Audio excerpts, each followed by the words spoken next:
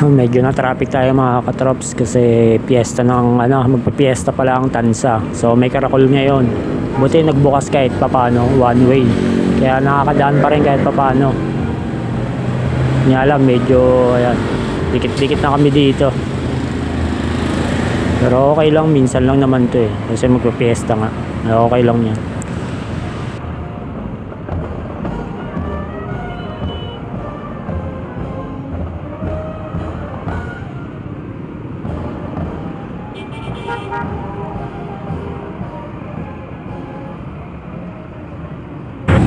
Buti nga nabubuhay na uli yung mga gantong kasiyaan, no, mga katrops. Simula kasi nag-pandemic.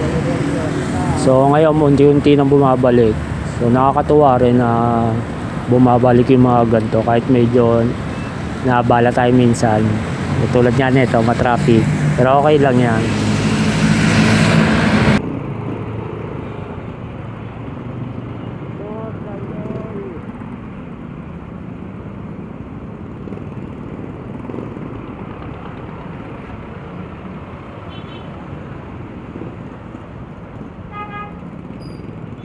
So ayan, malapit na tayo makalusot sa traffic na to mga katrops pagdating dito sa may tulay crossing. So tingin ko maluwag na to. Kaya okay na. Makakarat-rat na tayo. Medyo late na rin ako sa trabaho. Gawa ng traffic. Kanina nga iniisip ko kung iikot na ako ng Gentry. Kasi dati umikot ako ng Gentry kasi talagang halos hindi na makadaan. Buti nga ngayon kahit paano nakakadaan pa naman. Nagbukas sila ng one way. Salitan na lang papasok at palabas ng Tansa.